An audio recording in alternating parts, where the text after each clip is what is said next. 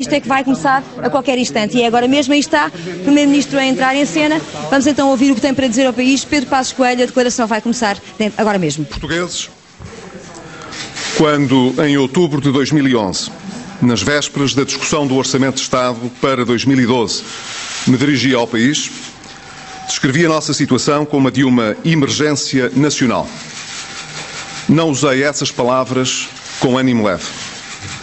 Era importante que todos conhecessem com transparência a gravidade dos nossos problemas e a natureza dos nossos desafios. Os portugueses têm o direito de saber o que se passa e que os seus representantes se lhes dirijam com realismo e com clareza. Hoje ainda não ultrapassamos a emergência financeira que nos trouxe a dolorosa crise que atravessamos. Desde que tomou posse, o Governo pôs em prática uma estratégia de superação deste estado de coisas. Se chegarmos a este ponto, devido à ruptura de financiamento do Estado e da economia, então só poderemos superar a crise, pôr a economia a crescer e criar emprego no futuro, se primeiro recuperarmos a nossa capacidade de financiamento. Para isso, era crucial recuperar também a credibilidade e reconquistar a confiança, num caminho que seria inevitavelmente longo, duro e cheio de riscos, porque credibilidade e confiança perdem-se em poucos instantes, mas só se readquirem com persistência e determinação. Foi isso que fizemos nestes últimos 22 meses. Fizemos-lo com a consciência de que teríamos de agir no plano externo, com uma estratégia diplomática credível, oportuna e eficaz, que nos permitisse ir ajustando, em diálogo com os nossos parceiros e credores, o programa de assistência económica e financeira às necessidades da economia e que fosse trazendo condições mais favoráveis de pagamento da dívida. Foi assim que conseguimos, ainda no primeiro ano de governo, juntamente com a Irlanda, baixar os juros de uma parte importante da dívida externa. Foi assim também que flexibilizámos os objetivos para o déficit durante o programa, em outubro do ano passado e em março deste ano, sem perturbações indesejáveis no processo. Mas tínhamos também a consciência de que teríamos de agir decisivamente no plano interno, cumprindo o programa de reformas estruturais e de consolidação orçamental para preparar uma economia mais forte e mais dinâmica. Mais do que isso, só o progresso no plano interno poderia garantir o sucesso no plano externo. Assumimos, portanto, a responsabilidade de cumprir os nossos compromissos com determinação. Só poderíamos ser ajudados pelo exterior se nos ajudássemos a nós próprios. Para que a nossa voz fosse ouvida, ela teria primeiro de ser respeitada. Para que as nossas ideias fossem acolhidas, elas teriam primeiro de ser credíveis.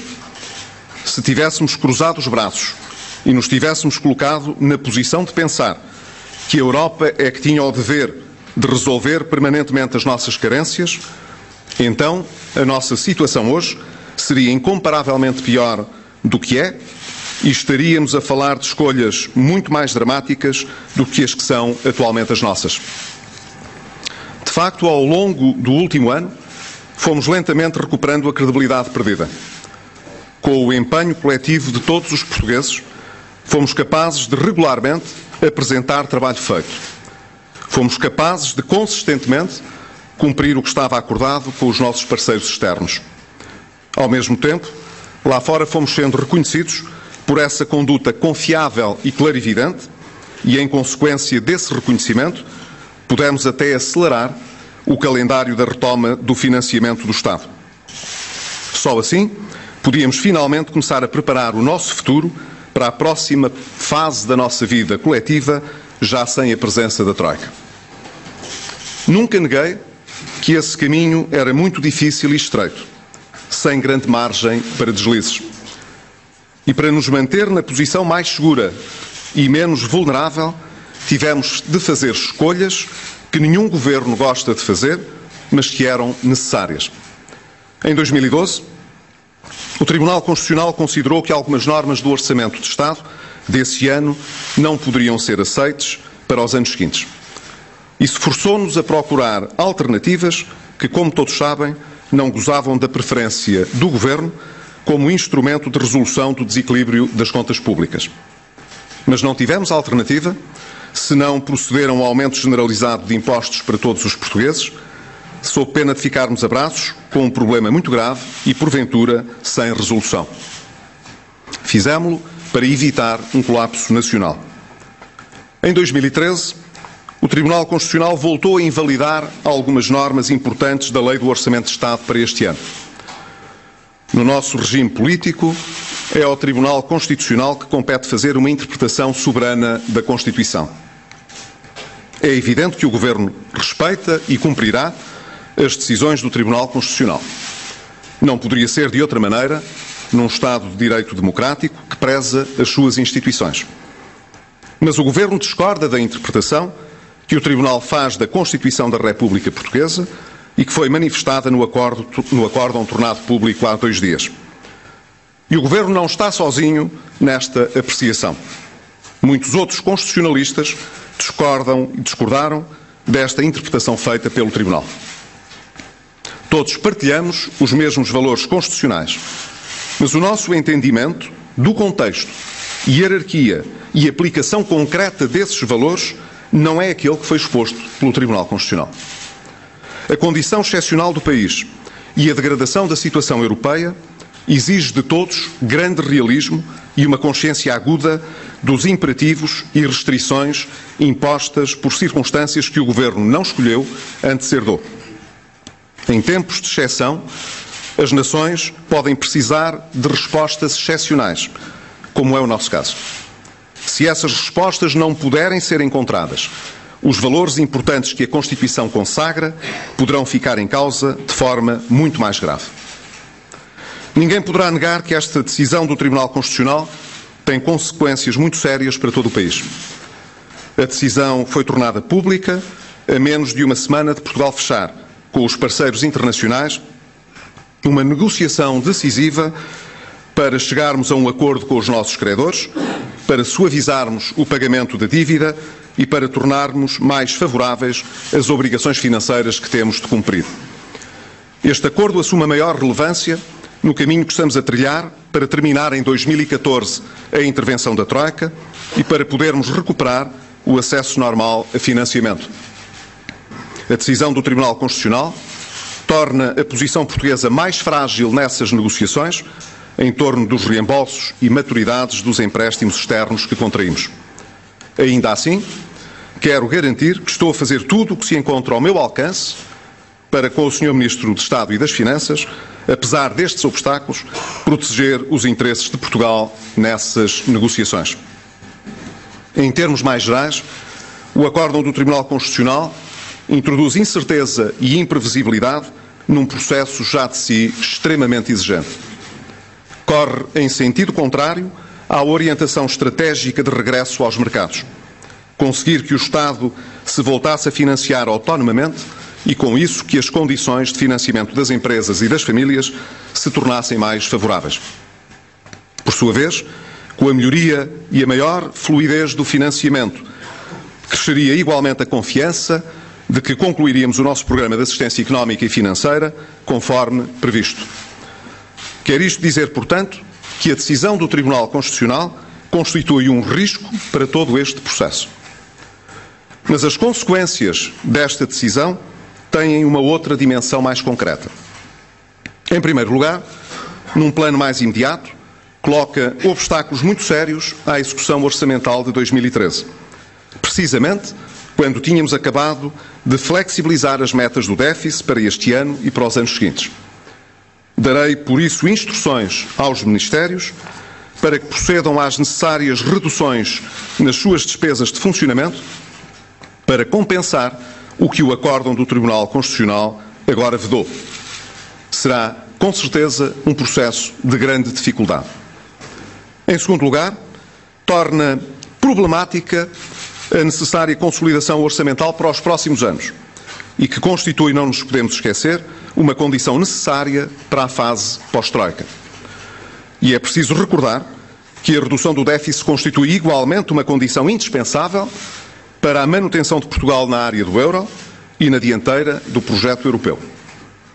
Arriscar este grande desígnio, que nos últimos 35 anos sempre reuniu um grande consenso nacional, seria condenar o projeto de sociedade que Portugal ambicionou para si quando consolidou a sua democracia. Em terceiro lugar, não nos esqueçamos de que, com a decisão do Tribunal, a 7ª revisão regular não fica concluída e que o correspondente montante não será desbloqueado enquanto isso não acontecer. Terei de explicar esta circunstância à Troika para assim defender o interesse nacional e salvaguardar condições que estimulem, no mínimo, de crescimento e o emprego. Perante tudo isto, tenho o dever de não esconder dos portugueses nenhum contorno essencial das dificuldades que já tínhamos e a que agora acrescentamos outra, nem das consequências que elas acarretam para a vida de cada um de nós. E tenho o dever, como Primeiro-Ministro, de assumir a responsabilidade que me cabe para fechar esta crise que nos atormenta há tanto tempo. O Governo, mandatado pelo povo português para vencer a emergência nacional e apoiado na Assembleia da República por 2 partidos numa coligação coesa, afirma hoje perante o país que enfrentará, lado a lado com os portugueses, todas estas dificuldades. Desenganem-se aqueles que veem nestes acontecimentos um simples revés para o Governo ou para os partidos que o apoiam. Depois desta decisão do Tribunal Constitucional, não é apenas a vida do Governo que se torna mais difícil.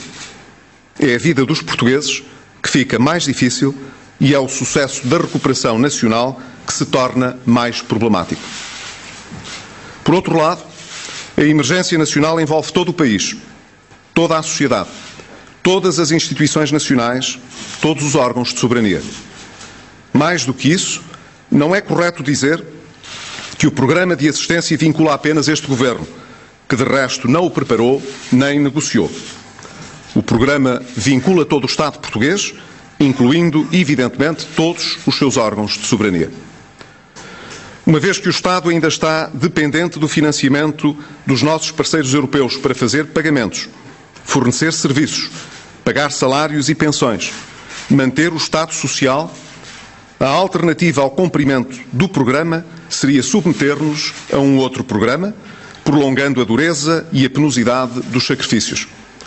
É isso que temos de evitar. Daqui resulta o imperativo político fundamental da nossa situação de hoje. Tudo teremos de fazer para evitar um segundo resgate. Não posso permitir que se desperdicem os sacrifícios que os portugueses têm feito nos últimos anos. Mas isso não se consegue apenas com desejos vagos ou com a formulação de intenções. Exige atos concretos que compensem os desequilíbrios orçamentais criados pela recente decisão do Tribunal Constitucional. É uma ilusão perigosa julgar que não precisamos agora de encontrar alternativas, que basta ficarmos quietos à espera que tudo se componha como que por milagre. A este respeito, quero dizer a todos os portugueses que o Governo não aceita aumentar mais os impostos, que parece ser a solução que o Tribunal Constitucional favorece nas suas interpretações.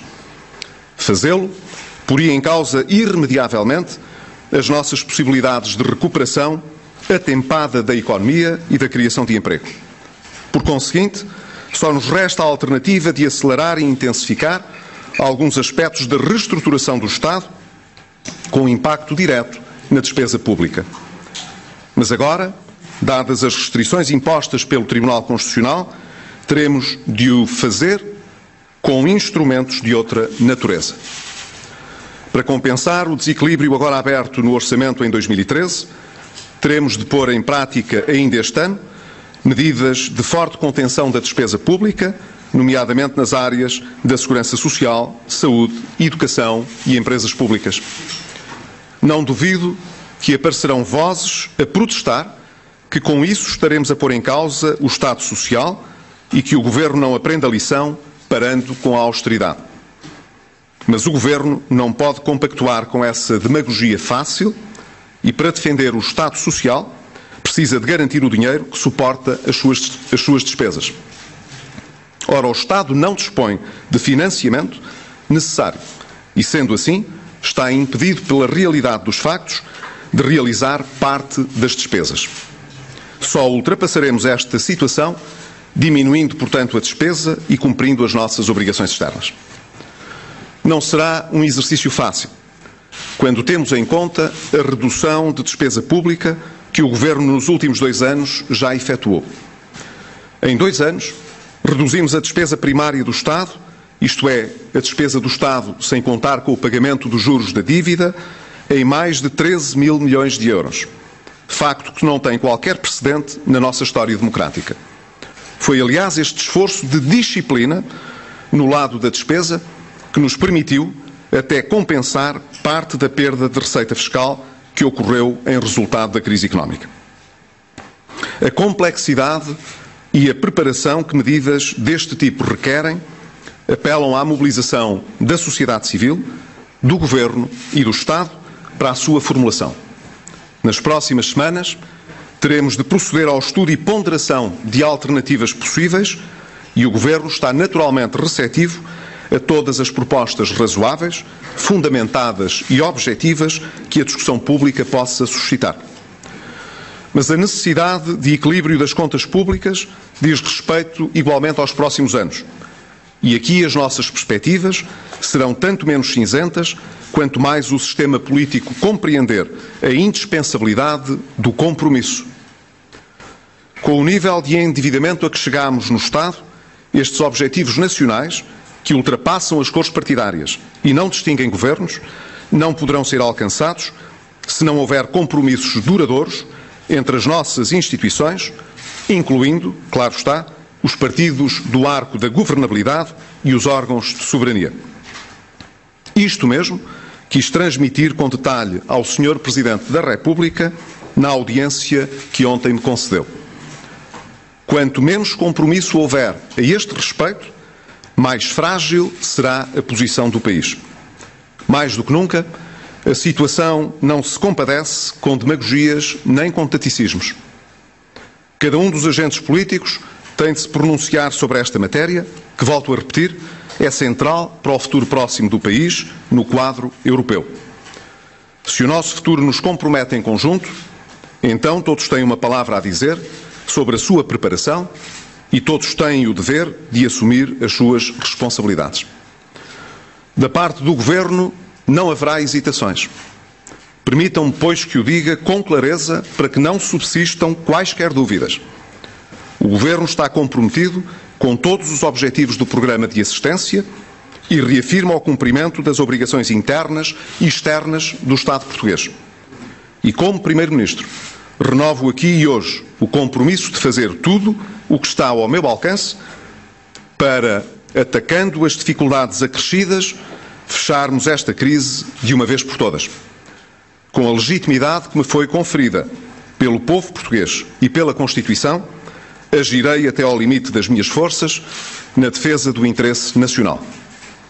Com o orgulho de ser português, que partilho convosco, com a mesma dedicação ao país que também vos move, trabalharei em cada hora, juntamente com o Governo que lidero, pelo futuro que é de todos. Nós, os portugueses, não desistimos.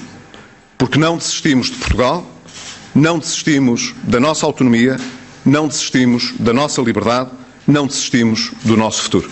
Muito obrigado.